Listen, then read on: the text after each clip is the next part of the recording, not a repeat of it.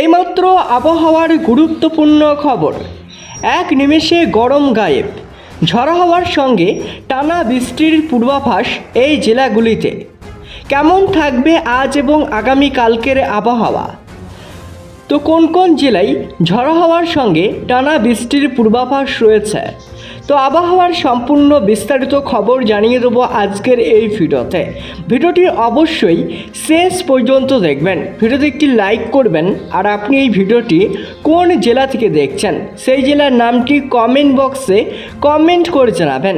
আর এমনই প্রতিনিয়ত আবহাওয়ার আপডেট পাওয়ার জন্য চ্যানেলটিকে সাবস্ক্রাইব করে পাশে থাকা বেল আইকনটি প্রেস করে চ্যানেলের সঙ্গে থাকবেন।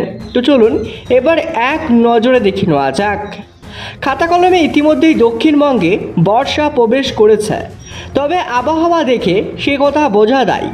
সকাল থেকেই ঘুটঘুটে রোদ, বেলা গড়ানোর সঙ্গে সঙ্গেই আকাশের কিছুটা মেঘের আনাগোনা হলেও বৃষ্টির তেমন দেখা নেই। এমন অবস্থায় এবার খানিকটা আশার বাণী শোনালো হাওয়া অফিস।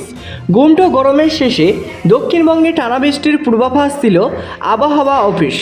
গুমটো গরমের শেষে দক্ষিণবঙ্গে টানা বৃষ্টির পূর্বাভাস দিল আবহাওয়া দফতর। এদিকে লাগাতার বৃষ্টি চলছে উত্তরে, অন্যদিকে ভ্যাপসা গরমে নাজেহাল দক্ষিণবঙ্গ। আলিপুর হাওয়া অফিস জানাচ্ছে, আজ থেকে শনিবার অবধি উত্তরবঙ্গের উপরের দিকের 5 জেলা তথা জলপাইগুড়ি, আলিপুরদুয়ার, কোচবিহার, দার্জিলিং এবং কালিম্পংয়ে ভারী বৃষ্টিপাত হতে পারে।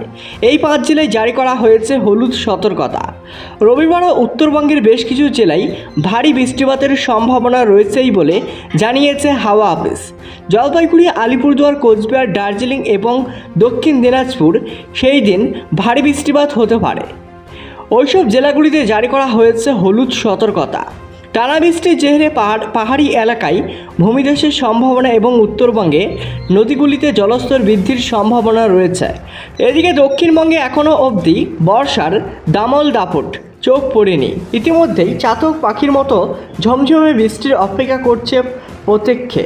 আলিপুর হাওয়া অফিস জানাচ্ছে, শুক্রবার থেকে দক্ষিণবঙ্গে বৃষ্টির পরিমাণ বাড়তে পারে।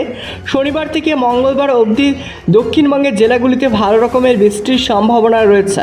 হাওয়া অফিসের তরফ থেকে দক্ষিণবঙ্গে টানা বৃষ্টির পূর্বাভাস দেওয়া হয়েছে। কোথাও মাঝারি, কোথাও আবার ভারী বৃষ্টিপাত হবেই বলে জানানো হয়েছে। এর ফলে তাপমাত্রার পারদ এক ধাক্কায় অনেকটাই কমতে পারেই বলে জানা গিয়েছে। আবহাওয়া দপ্তরের রিপোর্ট বলছে, ইতিমধ্যেই দক্ষিণবঙ্গের সকল জেলায় বর্ষা প্রবেশ করেছে।